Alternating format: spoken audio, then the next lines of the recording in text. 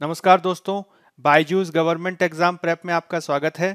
आज की तारीख है 25 नवंबर 2020 और आज हम चर्चा करने जा रहे हैं द हिंदू अखबार में आए हुए प्रमुख एडिटोरियल्स और आर्टिकल्स पर, जिसके तहत प्रारंभिक परीक्षा और मुख्य परीक्षा से संबंधित हम कुछ प्रैक्टिस क्वेश्चंस को भी करेंगे। प्रैक्टिस क्वेश्चंस को भी हम करने इसके तहत जा रहे हैं, तो चलिए शुरू करते हैं। आज की जो हमारी पहली खबर है वह फ्रंट पेज नंबर 1 से ली गई है और इसका संबंध जीएस पेपर 3 में विज्ञान और प्रौद्योगिकी और इसके साथ ही साथ आंतरिक सुरक्षा से भी है। यह जो खबर है यह संबंधित है भारत सरकार द्वारा लिए गए एक फैसले से, जिसके माध्यम से सरकार ने अब 43 और चीनी ऐप्स पर प्रतिबंध लगा दिया गया है और इसके माध्यम से अब चीनी ऐप्स पर लगातार प्रतिबंध लगाए जा रहे हैं।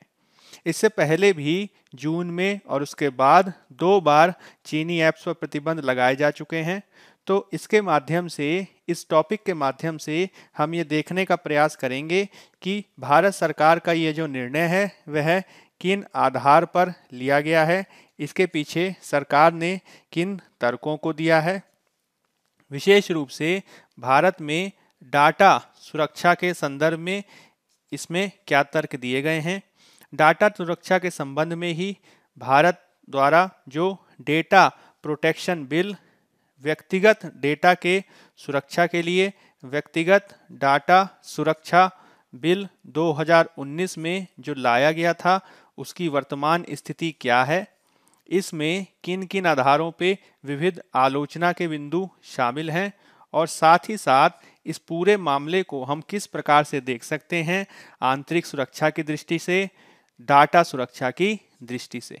तो कुछ फैक्चुअल डिटेल के साथ, कुछ तथ्यात्मक जानकारी के साथ हम मुख्य परीक्षा से संबंधित कुछ जानकारी को प्राप्त करने का प्रयास करेंगे। तो संदर्भ मैंने आपको बताया कि सरकार द्वारा अभी हाल में ही 43 अन्य चीनी ऐप्स पर भारत राष्ट्र की सुरक्षा, संप्रभुता और एकीकरण की रक्षा के आधार पर प्रतिबंध लगा दिया गया है। और यह जो चाइनीज़ ऐप्स हैं जिस पे प्रतिबंध लगाया गया है, इन ऐप्स में बहुत सारे सोशल मीडिया से संबंधित ऐप्स शामिल हैं। इसमें बहुत सारे डेटिंग ऐप्स आदि शामिल हैं, जैसे कि Ali supplier, AliExpress, Ali cashier, Camcord, DingTalk आदि। ऐसे करके 43 ऐप्स पर अब प्रतिबंध फिर से लगा दिया गया है। इससे पहले भी भारत सरकार द्वारा जून के महीने में 59 चाइनीज़ ऐप्स पर प्रतिबंध लगाया गया था और सितंबर के महीने में 118 और चाइनीज़ ऐप्स पे भी प्रतिबंध लगाया गया था। अब इस आधार पर देखा जाए तो अब तक काफ़ी चाइनीज़ ऐप्स पर प्रतिबंध लगाया जा चुका है और इसके संदर्भ में जो मिनिस्ट्री ऑफ इलेक्ट्रॉनिक्स और आईटी मिनिस्ट्री है, उसका ये कहना है, इलेक्ट्रॉनिक्स और सूचना तकनीकी मंत्रालय जिसने इसके तहत इसको प्रतिबंध लगाया है, उसका ये कहना है कि भारत की संप्रभुता, भारत की सुरक्षा, भारत के एकीकरण के संदर्भ में इस पे प्रतिबंध लगाए गए हैं। यह जो ऐप्स हैं ये भारत की सुरक्षा को नकारात्मक रूप से प्रभावित करने के साथ ही इसके माध्यम से जो भारत का जो सेंसिटिव डेटा था उस पे भी निजता संबंधी प्रश्न खड़े हो रहे थे। यही कारण है कि इन ऐप्स पे सूचना तकनीक अधिनियम आईटी एक्ट 2000 के तहत प्रतिबंध लगाया गया है। अब यह जो जून में जो 59 चाइनीज़ ऐप्स पे प्रतिबंध लगाया गया था, उनका संबंध भी अलग अलग क्षेत्रों में से था, जिसमें e commerce, gaming, social media, messaging, file sharing आदि शामिल थे। इसके अलावा जो सितंबर में 118 जो दूसरे ऐप्स पर प्रतिबंध लगाया गया, उसमें PUBG, TikTok, UC browser, Baidu, WeChat आदि ऐप्स शामिल थे। अब यह जो प्रतिबंध हैं, इनके हम महत्व को कुछ बिंदुओं से समझ सकते हैं। विशेष रूप से भारत चीन सीमा विवाद की पृष्ठभूमि में इन प्रतिबंधों के महत्व को समझा जा सकता है।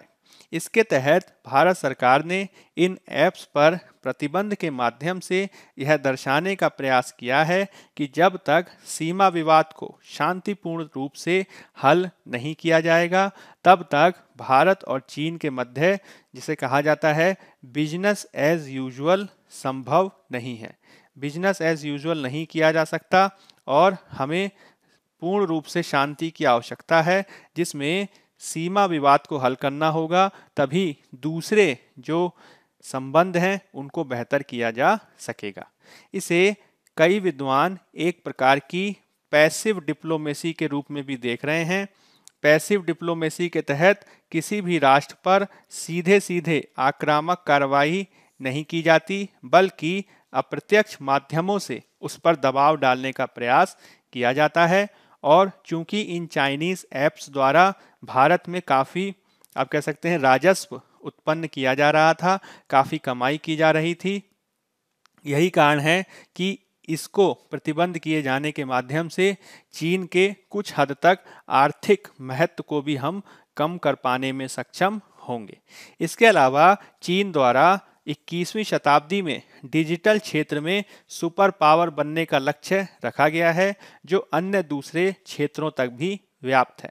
अब यह जो सुपर पावर बनने की महत्वाकांक्षा है उसको भी कुछ हद तक झटका लगेगा, क्योंकि जिस प्रकार से चीन लगभग 140 करोड़ लोगों का 140 करोड़ जनसंख्या वाला देश है, उसी प्रकार से भारत भी 130 करोड़ की जनसंख्या वाला देश है और दुनिया में एक बड़े बाजार के रूप में भारत को हम गिन सकते हैं। इसी के साथ हम इन ऐप्स पर प्रतिबंध के माध्यम से डेटा की महत्ता को भी समझ सकते हैं, जिसमें यह आरोप इन चाइनीज ऐप्स पर लगाया जा रहा था कि यह जो डेटा है, जो उनके उपभोक्ता हैं, जो उनके उपयोगकर्ता हैं, उनसे संबंधित डेटा को वो चुरा रहे थे। इन डेटा ऐप्स को चाइनीज सर्वर्स में भेजा जा रहा था, चीनी सर्वर्स में भेजा जा रहा था। यह जो डेटा सेंटर्स या चाइनीज सर्वर थे, इस पे सरकार का नियंत्रण स्थापित था और सरकारी आदेश मात्र से ही जो इन चाइनीज ऐप्स में जो डेटा सर्व था, जो डेटा सेव था, उसको बड़ी आसानी से सरकार प्राप्त कर सकती थी, जिसका दुरुपयोग किया जा सकता था। तो इसके माध्यम से कोशिश ये की गई है या यह तर्क दिया गया है भारत सरकार द्वारा कि हम डेटा सुरक्षा को काफ़ी महत्व देते हैं, हम भारत की राष्ट्र की सुरक्षा, एकीकरण और संप्रभुता से किसी भी प्रकार का समझौता नहीं कर सकते और इसी आधार पर इन चाइनीज ऐप्स पर 3 चरणों में प्रतिबंध लगा दिया गया है। लेकिन यह जो चाइनीज ऐप्स पर जो प्रतिबंध लगाए जाने का पूरा मुद्दा है, इसमें कुछ और भी मुद्दे शामिल हैं, कुछ और भी बातें शामिल हैं जिसे हमें समझने की ज़रूरत है। अगर हम बात करें इससे संबंधित कुछ और मुद्दों की, तो हम ये पाते हैं कि चीनी ऐप्स पर डेटा प्राइवेसी के मुद्दे के आधार पर प्रतिबंध लगाया गया है। इसमें डेटा सुरक्षा के तर्क को दिया गया है, लेकिन हमें यह समझना होगा कि भारत में जब बात की जाती है डाटा सुरक्षा की, तो डाटा सुरक्षा का जो प्रश्न है वो केवल और केवल चीनी ऐप्स तक ही सीमित नहीं है, यह व्यक्तिगत मामले तक जाता है, जिसमें व्यक्तिगत निजता, व्यक्तिगत गरिमा की रक्षा किया जाना भारत में मूल अधिकार में शामिल है और इसे अनुच्छेद 21 द्वारा समर्थन हासिल है, जिसमें अनुच्छेद 21 के तहत राइट टू लाइफ यानी जीवन के अधिकार में इसे शामिल किया गया है। और सुप्रीम कोर्ट द्वारा भी पुट्टास्वामीवाद में, सुप्रीम कोर्ट द्वारा भी याद रखिएगा इसे, पुट्टास्वामीवाद में इसे स्थापित किया गया है, जिसमें निजता के अधिकार को मूल अधिकार का भाग माना गया है। तो भारत में जो निजता है, जो डेटा सुरक्षा है, वो दोनों आपस में संबंधित हैं और इसमें डेटा सुरक्षा के माध्यम से व्यक्ति की निजता, व्यक्ति की गरिमा और व्यक्ति के गरिमापूर्ण जीवन के अधिकार की रक्षा करना एक मौलिक कर्तव्य के रूप में स्थापित है, जिसे सरकारों द्वारा स्थापित किया जाना चाहिए। अब इसमें यह तर्क जो दिया जा रहा है कि हम चीनी ऐप्स पर प्रतिबंध इसलिए लगा रहे हैं कि उनके द्वारा भारतीयों के डेटा का दुरुपयोग किया जा सकता है, लेकिन हमें यह भी समझना होगा कि अब तक बहुत सारे चाइनीज ऐप्स द्वारा जो लाखों करोड़ों भारतीयों का जो डेटा इस्तेमाल कर लिया गया, उसका भविष्य में भी दुरुपयोग किया जा सकता है, क्योंकि उस डेटा को क्या उस सर्वर से मिटा दिया गया है, क्या उस डेटा सेंटर का अब वो भाग नहीं है, यह अभी भी सुनिश्चित नहीं है। इसके अलावा हमें यह भी समझना होगा कि भले ही भारत सरकार ने चाइनीज ऐप्स पर प्रतिबंध के माध्यम से भारतीय अर्थव्यवस्था में जो चीन का जो प्रभाव है उसको कम करने का प्रयास भले ही किया हो, लेकिन प्रतिबंधों के बावजूद भारतीय अर्थव्यवस्था के आज भी ऐसे बहुत सारे क्षेत्र हैं जिनमें हम चीन पर निर्भर हैं। इसमें हम इलेक्ट्रॉनिक्स के बारे में बात कर सकते हैं, जिसमें चीन से आने वाली बड़ी मात्रा में जो इलेक्ट्रॉनिक उत्पाद हैं जैसे कि मोबाइल आदि, उसमें हम काफ़ी मात्रा में चीन पर निर्भर हैं। इसी के समान हम बात कर सकते हैं फार्मास्यूटिकल्स की, दवाओं में। तो फार्मास्यूटिकल्स में भले ही भारत जेनेरिक मेडिसिन्स का निर्माण करने के लिए दुनिया में प्रसिद्ध रहा हो, लेकिन उन मेडिसिन्स में जो हम इंग्रेडिएंट्स यूज़ करते हैं, जिसे एक्टिव फार्मास्यूटिकल इंग्रेडिएंट्स कहा जा सकता है, या फिर जो लवण आदि जो प्रयोग करते हैं, जो दवाएं बनाने में काम आते हैं, उसको हम काफ़ी मात्रा में चीन से आयात करते हैं, जो अभी भी चिंता का विषय है। इसके अलावा भारत द्वारा विशेष रूप से सौर ऊर्जा आदि के क्षेत्र में आत्मनिर्भरता के लक्ष्य को रखा गया है, लेकिन सौर ऊर्जा क्षेत्र में भी जो सोलर इक्विपमेंट्स होते हैं, जो सोलर उपकरण आदि होते हैं, उन सोलर उपकरणों को भी हम काफ़ी बड़ी मात्रा में चीन से प्राप्त करते हैं। इसका मतलब ये हुआ कि जब तक हम इन क्षेत्रों में आत्मनिर्भरता को प्राप्त नहीं करेंगे, तब तक हम किसी भी रूप में जो चाइनीज़ अर्थव्यवस्था, चाइनीज़ का जो प्रभाव है भारतीय अर्थव्यवस्था पर, उसको हम कम नहीं कर सकेंगे। तो ये कुछ ऐसी बात है जो हमें इसके संदर्भ में समझने की ज़रूरत है। अब अगर हम बात करें डेटा सिक्योरिटी की, डाटा सुरक्षा की, तो हमें यह आवश्यक रूप से समझना होगा कि भारत में जो डाटा की सुरक्षा का पूरा जो पारिस्थितिकी तंत्र है, जो डेटा सिक्योरिटी आर्किटेक्चर है, उसको और ज़्यादा मजबूत करने की ज़रूरत है। इसके तहत न केवल हमें नए कानून लाने होंगे, बल्कि जो पुराने पड़ चुके कानून हैं उनमें भी यथासंभव संशोधन किए जाने की आवश्यकता है। जैसे कि सन 2000 में बनाया गया आईटी एक्ट, कॉपीराइट एक्ट, इसमें संशोधन करना होगा। साथ ही साथ जो सुप्रीम कोर्ट द्वारा जो पुट्टा स्वामीवाद के तहत निजता के अधिकार को मूल अधिकार का भाग बनाया गया, उसी का अनुपालन करते हुए हमें कुछ नए कानून भी लाने होंगे।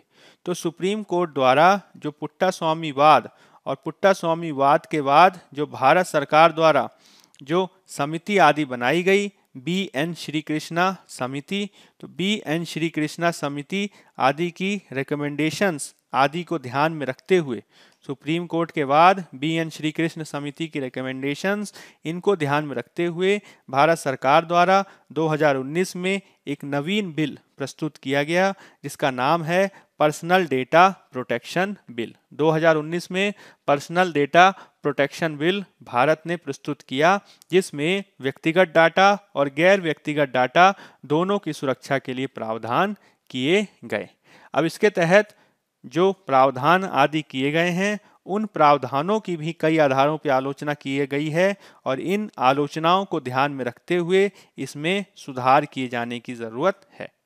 इसके तहत हमें यह भी कोशिश करनी होगी कि जिस तरीके से चीन ने विशेष रूप से आईटी इंफ्रास्ट्रक्चर के क्षेत्र के साथ ही चाइनीज़ ऐप्स आदि के माध्यम से जो विकास किया है, उसी के समान विकास हम भारत में भी कर सकें, जिसके तहत जो चीन ने जो ऐप्स विकसित किए हैं, उन्हीं के समान भारतीय ऐप्स भी विकसित हो सकें, वो भी आगे बढ़ सकें, इसको सुनिश्चित किए जाने की ज़रूरत है। इसी प्रकार से भारत सरकार द्वारा निरंतर ये प्रयास किया गया है कि डेटा जिस तरीके से बिना लोगों की मंजूरी के प्रोसेस कर लिया जाता है, उसको इस्तेमाल कर लिया जाता है, उसको जो है दुरुपयोग से बचाने के लिए जो डेटा सेंटर्स हैं, जो डेटा सर्वर्स हैं, उनको भारत में ही स्थापित किए जाने की आवश्यकता है। यही कारण है कि वर्तमान में भारत ने डेटा लोकलाइजेशन, आप कह सकते हैं डेटा लोकलीकरण, आप इसको हिंदी में कह सकते हैं, या डेटा स्थानीयकरण, डेटा लोकलाइजेशन की अवधारणा को बढ़ावा दिया है, जिसके तहत भारत ये कोशिश कर रहा है कि जो पर्सनल डेटा है उसका प्रोटेक्शन किया जा सके। इसी को सुनिश्चित करने के लिए भारत सरकार द्वारा दिसंबर 2019 में पर्सनल डेटा प्रोटेक्शन बिल 2019 पेश किया गया था, जिसका उद्देश्य व्यक्तियों के निजी डेटा की सुरक्षा करना था। इसके संदर्भ में व्यक्तियों के डेटा की सुरक्षा के लिए एक अथॉरिटी, एक प्राधिकरण की स्थापना का भी प्रावधान किया गया है, जिसका नाम है डेटा प्रोटेक्शन अथॉरिटी। और इसके तहत निजी डेटा को कई आधारों पर पहचाने जाने का भी प्रयास किया गया है, जिसमें ऐसा डेटा जिसमें व्यक्ति की पहचान जाहिर हो सके, वित्तीय और बायोमेट्रिक डेटा, जाति, धर्म और राजनीतिक विश्वास से संबंधित डेटा और इनकी सुरक्षा के विविध प्रावधान किए जाने की आवश्यकता महसूस करते हुए इसके संबंध में प्रावधान किए गए हैं। अगर हम इनको कुछ और प्रावधानों के माध्यम से समझने का प्रयास करें तो हम ये पाएंगे कि जो 2019 का डेटा प्रोटेक्शन बिल है, वह जो उपभोगकर्ता हैं, जो उपयोगकर्ता हैं या कंज्यूमर्स हैं, उनके राइट्स के बारे में बात करता है। उसमें जो सरकारें हैं और जो विनियामक प्राधिकरण हैं, उनके राइट्स के बारे में बात करता है। साथ ही साथ जो प्राइवेट कंपनीज आदि हैं जो डेटा का उपयोग करती रही हैं, उनको किन मानकों का, उनको किन नियमों का प्रयोग किया जाना चाहिए, इसके संदर्भ में भी इसमें प्रावधान किए गए हैं। जिसमें जो कंज्यूमर्स हैं, जो लोग हैं, उनसे संबंधित जो डेटा है, अगर उस डेटा को कोई प्रसंस्कृत करना चाहता है, अगर उस डेटा का कोई प्रयोग करना चाहता है, तो ऐसा जो डेटा प्रसंस्करण है वह केवल और केवल उनकी अनुमति लेकर ही किया जाएगा। तो अब अनुमति को जो है अनिवार्य बनाया गया है, और अगर कोई इसके संदर्भ में व्यक्तिगत डेटा का मिसयूज करता है, व्यक्तिगत डेटा का दुरुपयोग करता है, तो इसके लिए विविध प्रकार के सेफगार्ड्स दिए गए हैं, विविध प्रकार के आप कह सकते हैं दांडिक प्रावधान किए गए हैं। दांडिक प्रावधान का मतलब क्या हुआ कि सजा आदि दी जा सकती है अगर हम पर्सनल डेटा ब्रीच करते हैं, उसका उल्लंघन करते हैं तो। इसके तहत जो डेटा है उसको 3 व्यापक श्रेणियों में बांटा गया है, जिसमें एक श्रेणी है सामान्य प्रकार का डेटा, दूसरी श्रेणी है संवेदनशील प्रकार का डेटा, और तीसरी श्रेणी है क्रिटिकल प्रकार का डेटा। और इसमें कोशिश ये की जा रही है कि जो व्यक्ति की जो व्यक्तिगत जानकारी है, जो व्यक्ति का जो उसके स्वास्थ्य से संबंधित जानकारी है, जो व्यक्ति का जो धर्म से संबंधित जानकारी है, उस प्रकार की जानकारी का कोई दूसरा व्यक्ति दुरुपयोग ना कर सके, इसके लिए इसमें प्रावधान किए गए हैं। इसी प्रकार से सरकारों को इसमें यह अधिकार दिया गया है कि सरकारें जो हैं किसी उपयोगकर्ता का जो नॉन पर्सनल डेटा होता है, नॉन पर्सनल डेटा का मतलब क्या हुआ, ऐसा डेटा जिससे किसी व्यक्ति की व्यक्तिगत पहचान जाहिर नहीं होती, जैसे कि टेलीफोन नंबर वगैरह, या फिर आप कह सकते हैं कि जो आप कह सकते हैं किसी का बिजली के बिल, या पूरा किसी समुदाय का, किसी शहर के बिजली के बिल से संबंधित डेटा, जिसमें किसी व्यक्ति का नाम, किसी व्यक्ति का एड्रेस आदि ना दिया हो, उसकी पहचान जाहिर ना हो, ऐसे डेटा को सरकारें किसी कंपनी आदि को शेयर किए जाने के संदर्भ में नियमन कर सकती हैं। इसके तहत यह भी प्रावधान किया गया है कि जितना भी वित्तीय डेटा है, फाइनेंशियल डेटा है, जितना भी क्रांतिक डेटा है, क्रिटिकल डेटा है, उसको भारत में ही स्टोर किया जाएगा, और इसके माध्यम से डेटा लोकलाइजेशन, डेटा आप कह सकते हैं स्थानीयकरण को बढ़ावा दिया गया है। इसके तहत जो सेंसिटिव डेटा है, जो संवेदनशील डेटा है, उसको भारत में स्टोर किया जाना चाहिए, लेकिन अगर इसको प्रसंस्कृत करना है, अगर उसका उपयोग करना है, तो उसको सहमति लेकर हम देश के बाहर भी प्रयोग कर सकते हैं, लेकिन इसके लिए सहमति को अनिवार्य बनाया गया है। इसी प्रकार से जो कंपनी है, चाहे वो राष्ट्रीय कंपनियां हो, चाहे वो बहुराष्ट्रीय कंपनियां हो, चाहे वो सोशल मीडिया से संबंधित कंपनियां हो, उनको डेटा का उपयोग किए जाने के संदर्भ में एक प्रोसेस को बनाने की ज़रूरत है, एक प्रक्रिया को स्थापित करने की ज़रूरत है। इसी के तहत यदि बिना किसी सहमति के यदि डेटा का शेयर किया जाता है, डेटा बांटा जाता है, लोगों से उसको साझा किया जाता है, बिना उस डेटा को जिससे उस डेटा का संबंध है उसकी अनुमति लिए, तो इसमें आप कह सकते हैं सजा का भी प्रावधान है और इसमें सजा भी दी जा सकती है, जो फाइन हो सकता है 15 करोड़ तक, या फिर उस कंपनी का जो ग्लोबल टर्नओवर है उसका 4% तक फाइन हो सकता है।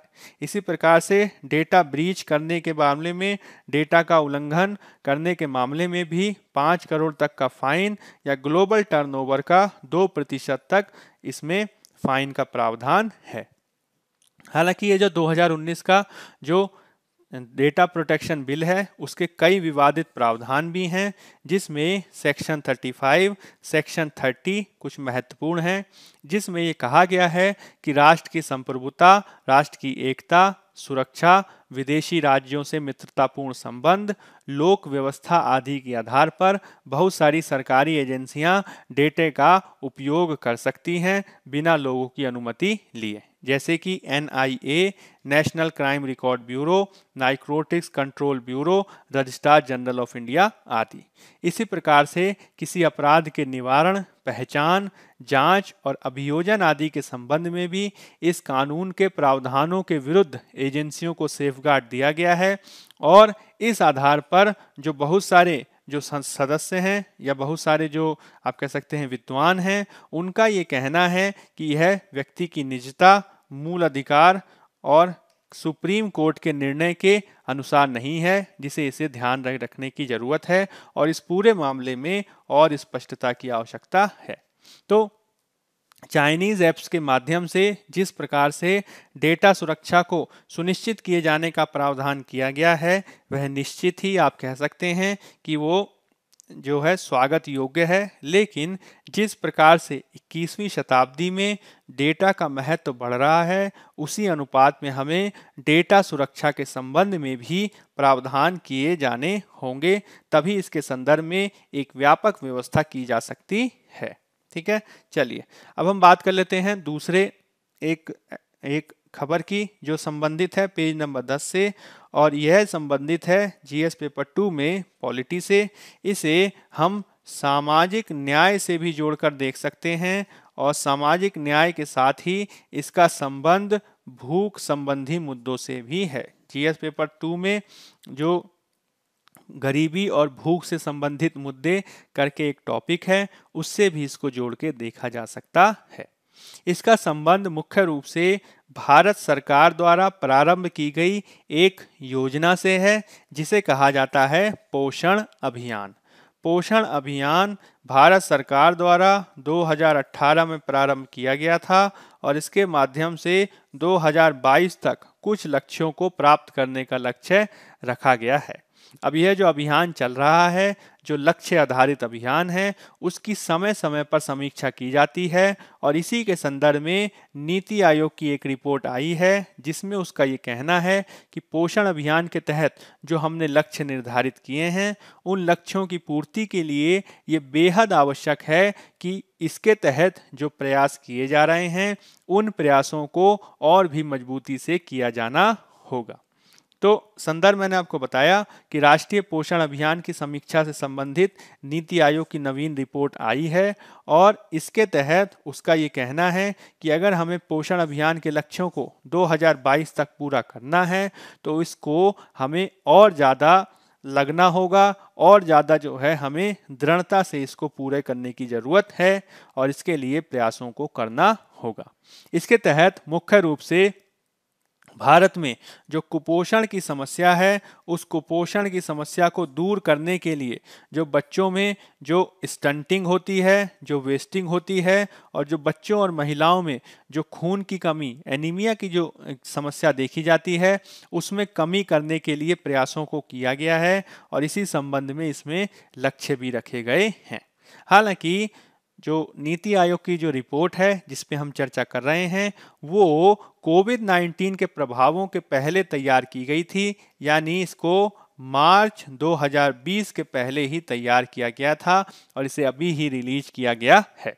तो बहुत सारे विशेषज्ञों का ये कहना है कि यह जो रिपोर्ट है वो अब कई हद तक अप्रासंगिक सी भी हो गई है, क्योंकि कोविड-19 के जो भयावह परिणाम हुए हैं गरीबी पर, भूख की समस्या पर, उसको जब तक ध्यान में नहीं रखा जाएगा तब तक पोषण अभियान को 2022 तक पूरा किए जाने के संदर्भ में हम दृढ़ता से कोई बात नहीं कह सकते हैं।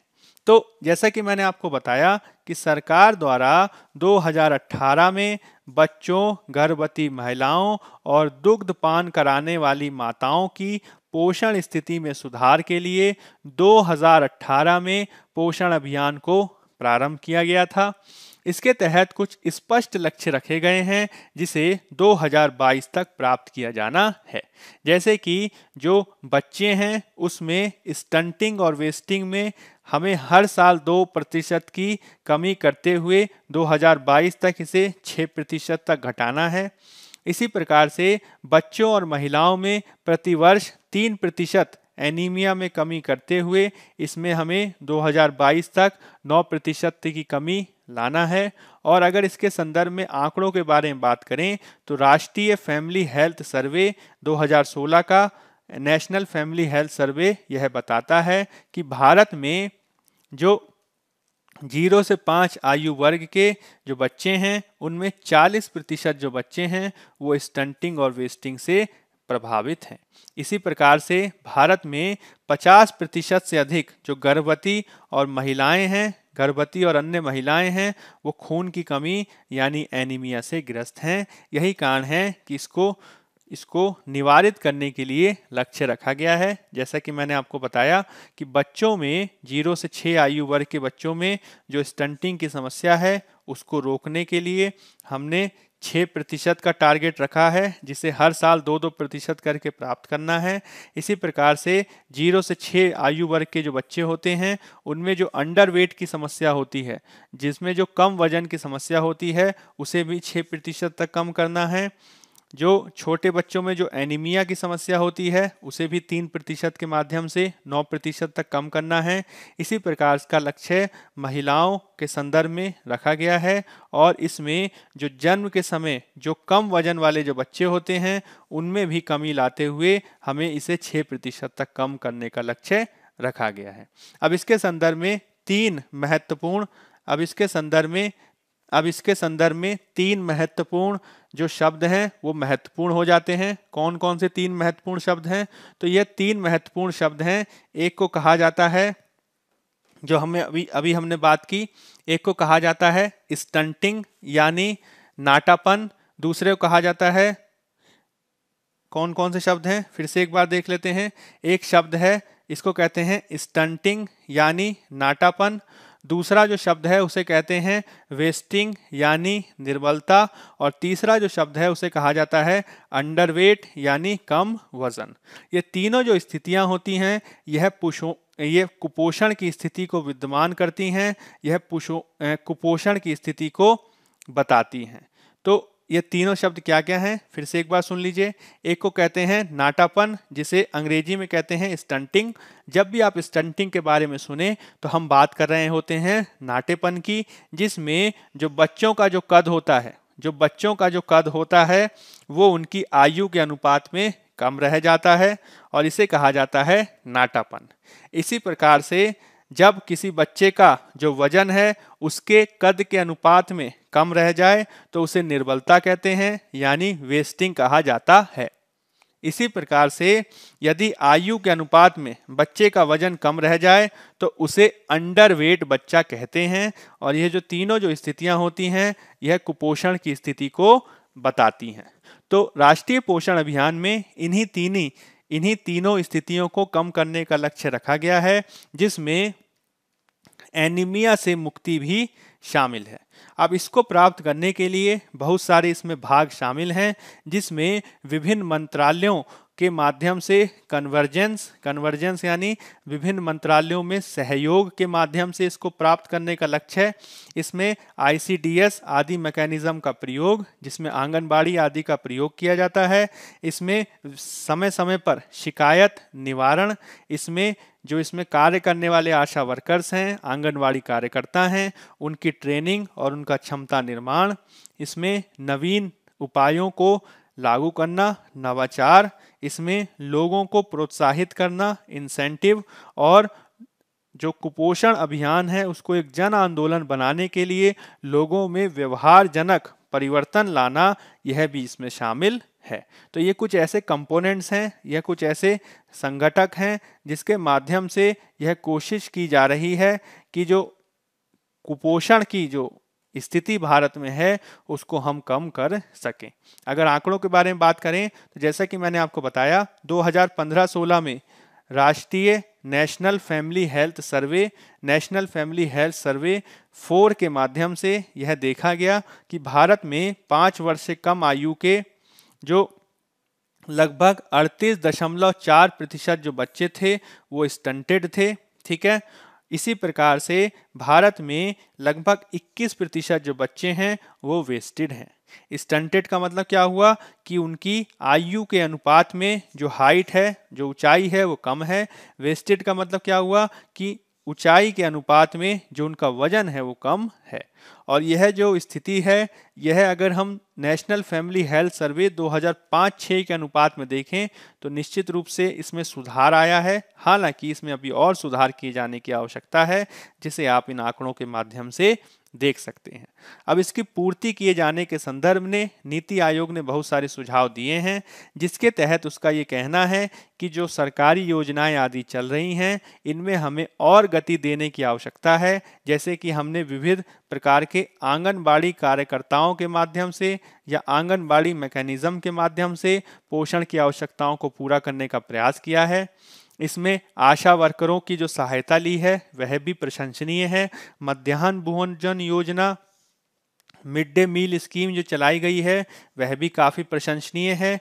साथ ही साथ हमें यह कोशिश करनी होगी कि हम जो माताओं द्वारा दुग्धपान की जो प्रथा है, ब्रेस्ट फीडिंग की जो प्रथा है, उसको जो हम बढ़ावा दे रहे हैं, उसमें यदि माता में ही पोषक तत्व की कमी होगी तो इससे बच्चों में जो कुपोषण की समस्या है उसका निवारण नहीं हो पाएगा।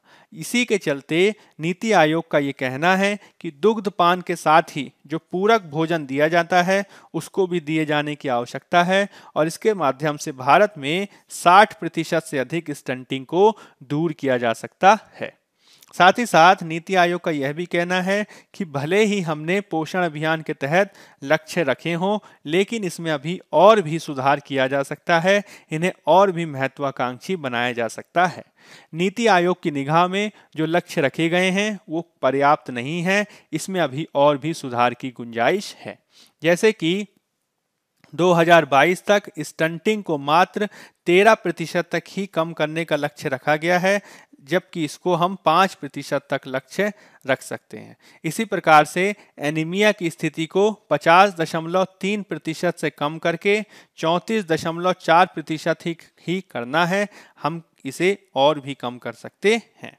तो इसके संदर्भ में काफ़ी प्रयास किए जा सकते हैं। हालांकि जैसे कि मैंने चर्चा की, बहुत सारे विशेषज्ञों का ये कहना है कि कोविड-19 के दौर में जिस प्रकार से गरीबी और भुखमरी का प्रसार हुआ है, उसके चलते पोषण अभियान के अनेक लक्ष्य पूरे हो नहीं पाएंगे। इसके लिए कोशिश करने की ज़रूरत है, और कोविड-19 के प्रभावों को ध्यान में रखते हुए हमें नवीन प्रयासों को करना होगा, तभी हम इन महत्वाकांक्षी लक्ष्यों को प्राप्त कर पाएंगे। तो इस संदर्भ में जो है यह बात समझने की ज़रूरत है, जो काफ़ी महत्वपूर्ण है।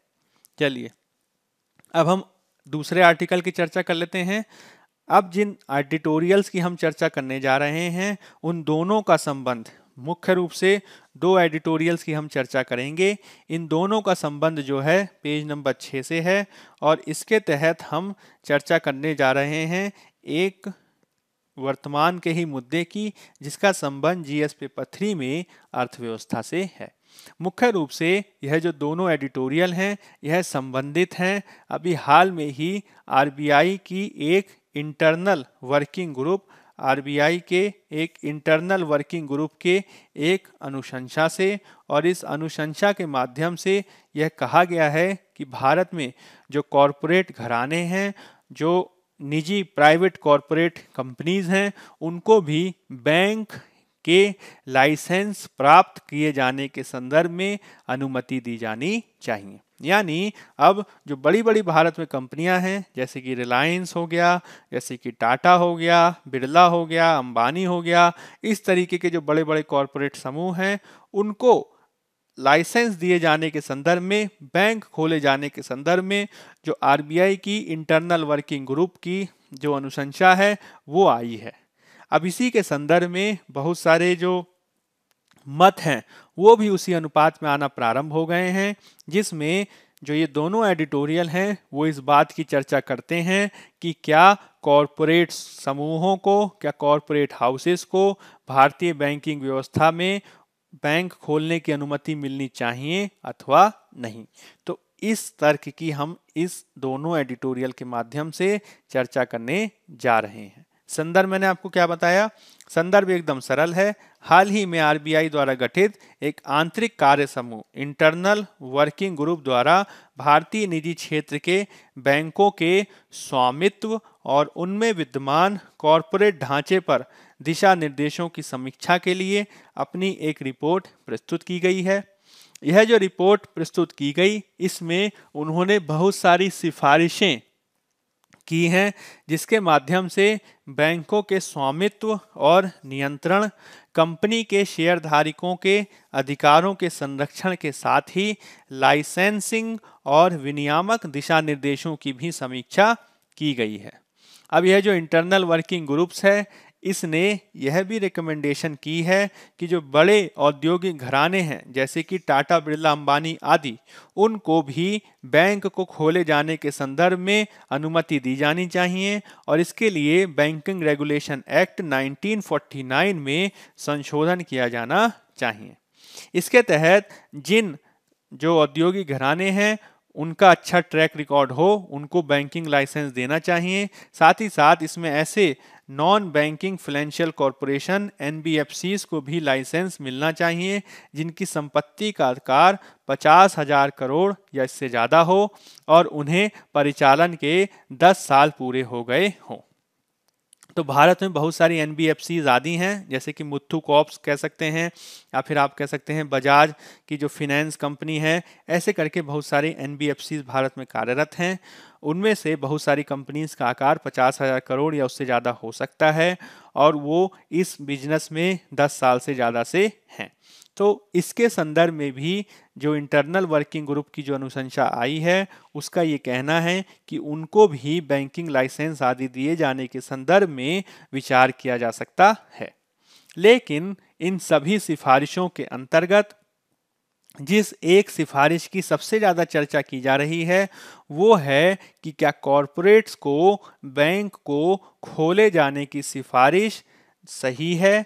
क्या बैंकों को, कॉरपोरेट्स को बैंक खोलने की अनुमति मिलनी चाहिए अथवा नहीं? अब इसके संदर्भ में क्या निजी क्षेत्र कॉरपोरेट्स को बैंक का लाइसेंस देना चाहिए? इसके संदर्भ में बहुत सारे तर्क दिए गए हैं जिसको आप समझ सकते हैं। जैसे कि वर्तमान में कोविड-19 के दौर में जिस प्रकार से अर्थव्यवस्था के अलग अलग क्षेत्र तनाव की स्थिति में देखे गए हैं, जीडीपी में संकुचन देखा गया है, निजी निवेश प्राइवेट इन्वेस्टमेंट जो है उसमें भी कमी देखी गई है, कंपनियों का जो लाभ है वो भी कम हो गया है। इसी अनुपात में भारत में जो बैंकिंग संरचना है, जो बैंकिंग स्ट्रक्चर है, उसमें भी दबाव देखे जा रहे हैं।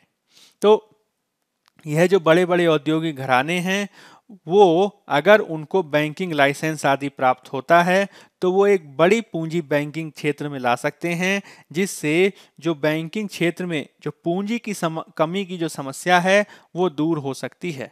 तो बैंक कॉरपोरेट्स को बैंकों को खोले के जाने के संदर्भ में जो सबसे महत्वपूर्ण तर्क दिया जाता है वो ये है कि इसके माध्यम से व्यापक पूंजी बैंकिंग क्षेत्र में लाई जा सकती है।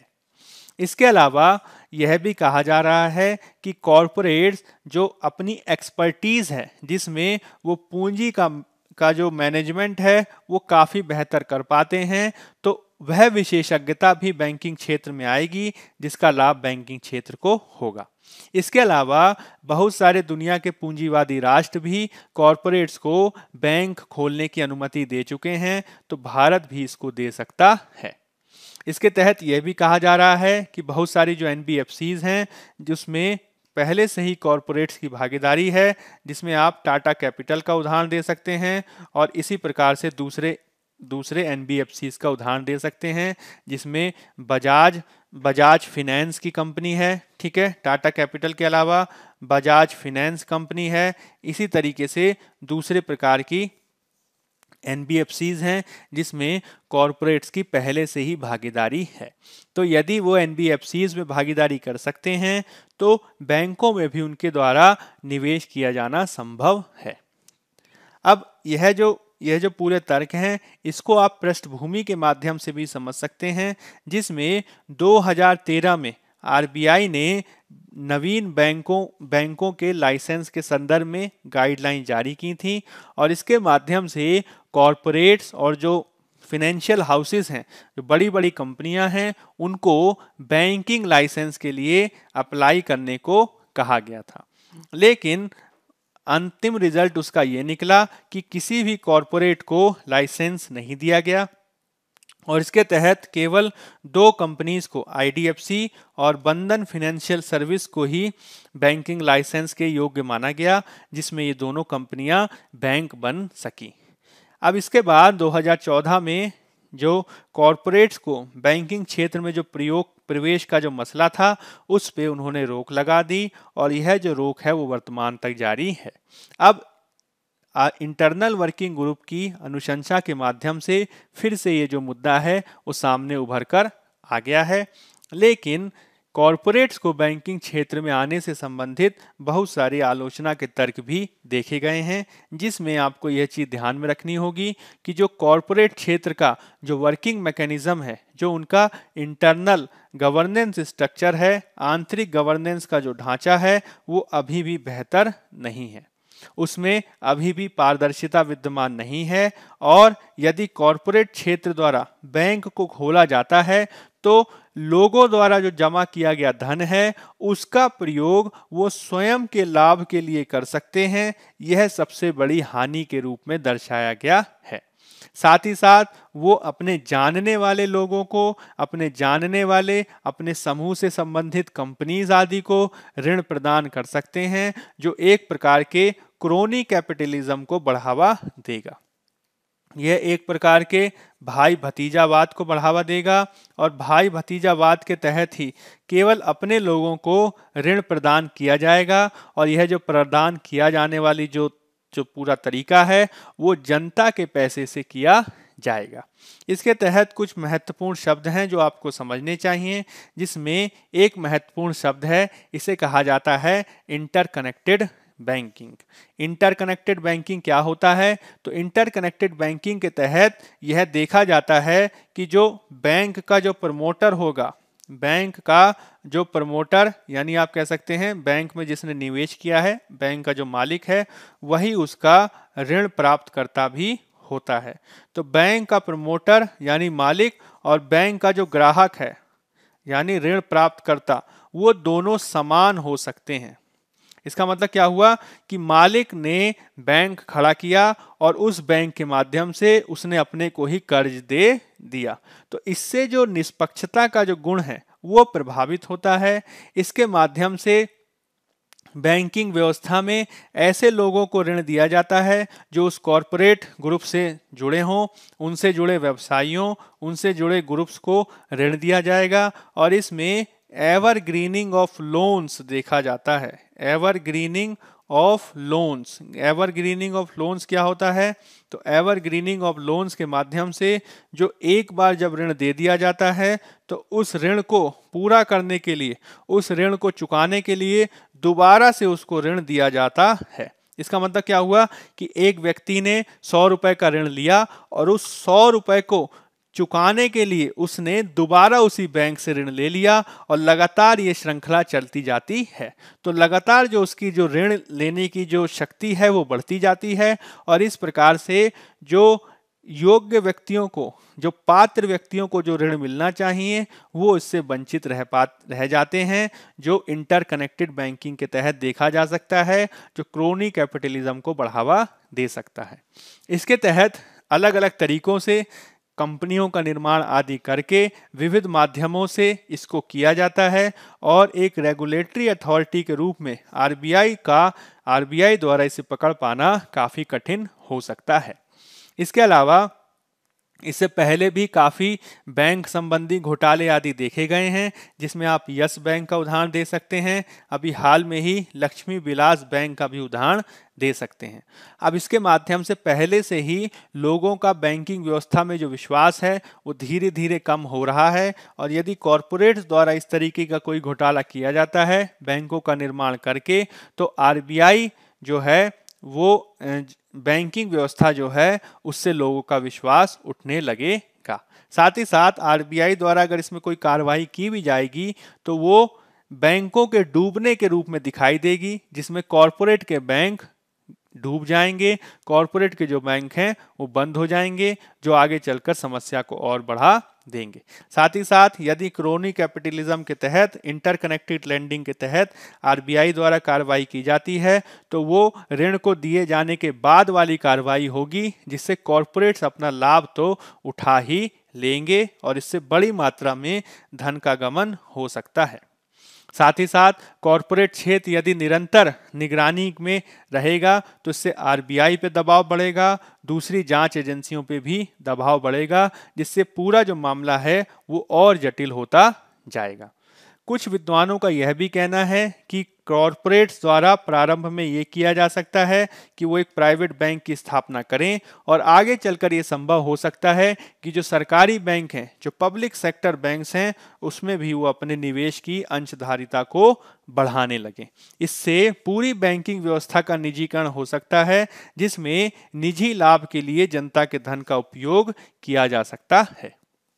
अब इसके संदर्भ में यदि बैंक आदि विफल होते हैं तो इसमें जो जनता को जो क्षतिपूर्ति की जाएगी वो सरकारी धन से ही की जाएगी, जिससे निजी लाभ के लिए सार्वजनिक संपत्ति का प्रयोग किए जाने का उदाहरण देखा जाएगा। अब इसके संदर्भ में यह कहा जा रहा है कि कॉरपोरेट क्षेत्र को बैंकिंग लाइसेंस ना दिया जाए, यही एकमात्र सही मार्ग है और इसका सबसे बड़ा उदाहरण अमेरिका है, जो दुनिया के सबसे बड़े पूंजीवादी राष्ट्रों में शामिल है। बावजूद इसके उसने बैंकिंग व्यवस्था में कॉरपोरेट क्षेत्र को बैंक स्थापित करने की अनुमति नहीं दी है। इसको भी भारत को फॉलो करना चाहिए। तो ये बातें आपको याद रखनी है इन दोनों एडिटोरियल के संदर्भ में। अब कुछ प्रीलिम्स प्रैक्टिस क्वेश्चन देख लेते हैं। निम्नलिखित में से कौन भारतीय रिजर्व बैंक का कार्य नहीं है? तरलता का विनियमन, विदेशी मुद्रा का विनियमन, राजकोषीय घाटे का प्रबंधन, कि केंद्र और राज्यों के लिए बैंकर। तो आरबीआई जो है वो तरलता का विनियमन भी करता है, विदेशी मुद्रा का विनियमन भी करता है, केंद्र और राज्यों के लिए बैंकर के रूप में भी कार्य करता है, लेकिन राजकोषीय घाटे का प्रबंधन वो नहीं करता है। इसको करने का कार्य केंद्र और राज्य सरकार का है। तो ये आप कह सकते हैं राजकोषीय नीति का भाग होता है, यह मौद्रिक नीति का भाग नहीं होता। मौद्रिक नीति का जो पालन है वो आरबीआई द्वारा किया जाता है। तो उत्तर हो जाएगा सी, राजकोषीय घाटे का प्रबंधन। नेक्स्ट क्वेश्चन देख लेते हैं। निम्नलिखित प्रदूषकों पर विचार करें।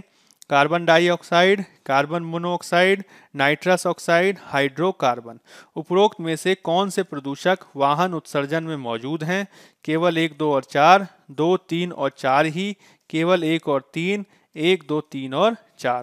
तो ये चारों के चारों जो प्रदूषक हैं वो वाहन उत्सर्जन के माध्यम से होते हैं, वेहिकुलर इमिशन के भाग हैं। तो उत्तर हो जाएगा डी, 1, 2, 3 और 4। तो मोटर वाहनों से जो प्रदूषक निकलते हैं उसमें पर्टिकुलेट मैटर PM2.5, PM10 यह होता है। इसमें वाष्पशील कार्बनिक यौगिक, वोलेटाइल ऑर्गेनिक कंपाउंड्स जैसे कि हाइड्रोकार्बन यह होता है। इसमें सल्फर और नाइट्रोजन के ऑक्साइड होते हैं, कार्बन मोनोऑक्साइड होते हैं और इसमें कार्बन डाइऑक्साइड भी शामिल है। तो ये क्वेश्चन जो है पूछा जा सकता है, काफी इंपॉर्टेंट है। नेक्स्ट क्वेश्चन देख लेते हैं। अम्ल वर्षा एसिड रेन के लिए निम्नलिखित में से कौन जिम्मेदार है? ज्वालामुखी विस्फोट, थर्मल पावर प्लांट, कोयला जलाना कि ऑटोमोबाइल एग्जॉस्ट, ऑटोमोबाइल एग्जॉस्ट निकास। तो नीचे दिए गए कोड का उपयोग करके सही उत्तर आपको चुनना है। केवल 3 और 4, केवल 1, 3 और 4, 2 और 3 ही कि 1, 2, 3 और 4। तो चारों के तारों जो कारक हैं वो एसिड रेन के प्रमुख कारकों में शामिल हैं, जिसमें आप उत्तर देंगे 1, 2, 3 और 4। तो एसिड रेन में क्या होता है? तो एसिड रेन मुख्य रूप से सल्फर और नाइट्रोजन के ऑक्साइड के माध्यम से देखी जाती है, जिसमें ज्वालामुखी से निकलने वाली जो सल्फर डाइऑक्साइड है वो अम्लीय वर्षा करने के लिए ऑक्सीजन और नमी के साथ प्रतिक्रिया करती है, जिसके माध्यम से सल्फर और नाइट्रोजन के ऑक्साइडों का निर्माण होता है, जो अंततः अम्ल वर्षा के लिए जिम्मेदार है। इसके अलावा बाकी जितने सोर्सेज की बात की, जिसमें थर्मल पावर प्लांट, कोयला जलाना और ऑटोमोबाइल, इनके माध्यम से भी सल्फर और नाइट्रोजन के ऑक्साइड का उत्सर्जन होता है, जो आगे चलकर एसिड रेन को बढ़ावा देता है। तो यह जो आंसर हो जाएगा डी हो जाएगा। नेक्स्ट क्वेश्चन देख लेते हैं। निम्नलिखित में से कौन सा बौने ग्रहों की श्रेणी से संबंधित है? Ceres, Pluto, Eris, Makemake, Ceres, Pluto, Haumea, Neptune, Haumea, Makemake, Tethys, Mimas, Callisto, Ganymede, Europa, Proteus. तो बौने ग्रहों में अब तक जो ब्रह्मांड है उसमें कई सारे बौने ग्रह पहचाने गए हैं, जिसमें प्लूटो, सेरेस, एरिस, ह्यूमिया और माकेमैक शामिल है। कौन कौन से बताए मैंने? तो मैंने बताया प्लूटो, प्लूटो किसमें है? इसमें दे रखा है। दूसरा मैंने बताया आपको सेरस, सेरस इसमें भी दे रखा है। तीसरा है एरिस, एरिस इसमें है। और चौथा है ह्यूमिया और माकेमैक। तो ह्यूमा इसमें नहीं दे रखा है, माकेमैक दे रखा है। तो उत्तर हो जाएगा हमारा ए। ठीक है, ए आंसर हो जाएगा। इसमें सेरस, प्लूटो आपको याद रखना है। नेपच्यून तो ग्रह में शामिल है। ठीक है, नेपच्यून तो ग्रह है हमारा। ह्यूमियम, माकेमैक है। ठीक है, टेथिस नहीं है और माकेमैक है। ठीक है, कैलिस्टो भी नहीं है, गैनीमेड भी नहीं है, यूरोपा भी नहीं है और प्रोटिस भी नहीं है। ठीक है, तो आंसर हो जाएगा हमारा ए। तो बौने ग्रह कौन कौन से हैं?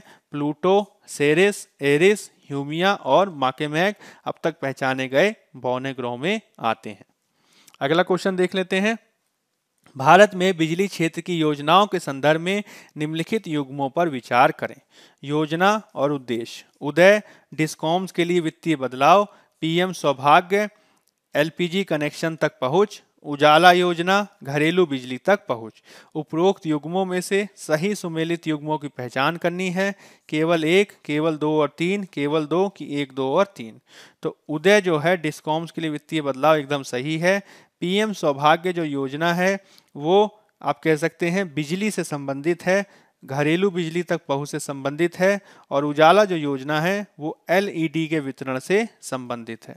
तो यह 2 और 3 गलत हो जाएगा, केवल 1 इसका आंसर है, ए इसका उत्तर है। अब इसमें 4 योजनाओं के बारे में आपको जानना चाहिए।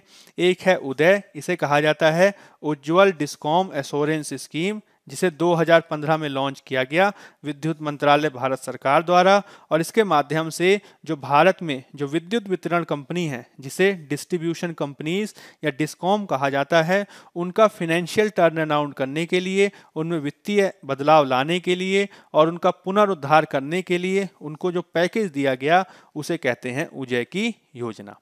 दूसरी ओर अगर हम बात करें सौभाग्य योजना की, जिसका पूरा नाम है प्रधानमंत्री सहज बिजली हर घर योजना, वो घरों में बिजली प्रदान करने की भारत सरकार की एक योजना है, जिसमें ऐसी बस्तियां, ऐसे क्षेत्र जो अब बिजली से बच गए हैं, उनको जो है विद्युतीकृत करने का लक्ष्य रखा गया था इसके माध्यम से। इसके अलावा जो एलपीजी कनेक्शन वितरित करने की जो योजना है उसका नाम है प्रधानमंत्री उज्ज्वला योजना, पीएम उज्ज्वला योजना, जिसमें गरीबी रेखा के नीचे बीपीएल परिवारों की महिलाओं को लगभग 5 करोड़ एलपीजी कनेक्शन वितरित करने के लिए इस योजना को प्रारंभ किया गया था। जो उजाला योजना है उसका पूरा नाम है उन्नत ज्योति, सभी के लिए सस्ती एलईडी।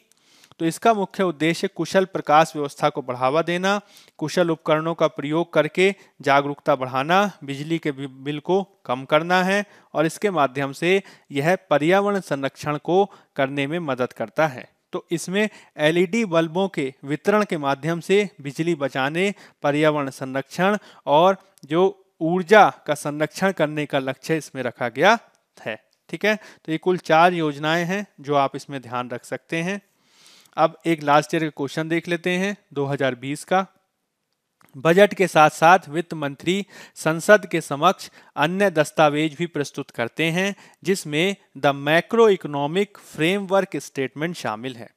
पूर्वोक्त दस्तावेज प्रस्तुत किया जाता है क्योंकि यह अधिदेशित है लंबे समय की संसदीय परंपराओं से, भारत के संविधान के अनुच्छेद 112 और अनुच्छेद 110(1) से, भारत के संविधान के अनुच्छेद 113 से कि राजकोषीय उत्तरदायित्व और बजट प्रबंधन अधिनियम FRBM से।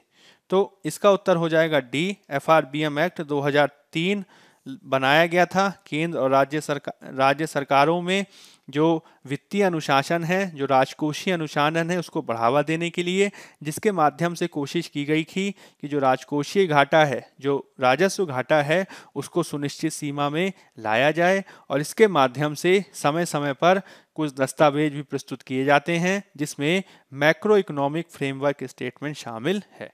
तो आप कह सकते हैं यह राज्यों का या आप कह सकते हैं केंद्र का विधिक दायित्व है। यह संसदीय परंपरा, यह संविधान क्या में लिखित नहीं है। तो विधिक परंपरा के तहत या विधिक दायित्व के तहत इसको प्रस्तुत किया जाता है। और ये जो विधिक दायित्व है यह कहाँ से निकलता है? तो 2003 के अधिनियम के माध्यम से। तो उत्तर हो जाएगा हमारा डी। अब कुछ मेंस प्रैक्टिस क्वेश्चन देख लेते हैं। पहला क्वेश्चन है, डेटा 21वीं सदी की करेंसी है, इसलिए भारत को डेटा संप्रभुता का दावा करने के लिए स्वदेशीकरण, अनुसंधान व विकास और एक नियामक व्यवस्था को गति देना चाहिए। चर्चा करें। 250 शब्द, 15 अंक। दूसरा क्वेश्चन है, कॉरपोरेट्स को वित्तीय उद्योग में अनुमति देने की सबसे बड़ी चिंता यह है कि इससे कुछ गिने चुने औद्योगिक घरानों में आर्थिक शक्ति का संकेंद्रण होगा। आलोचनात्मक विश्लेषण करें। 250 शब्द, 15 अंक। तो आज की चर्चा के आधार पर आप ये दोनों क्वेश्चन लिखने का प्रयास कर सकते हैं। तो बायजूस गवर्नमेंट एग्जाम प्रेप के तहत हमारा ये प्रयास रहा है कि हम आपको अधिक से अधिक क्वालिटी मटेरियल और क्वालिटी वीडियोस प्रदान कर सकें।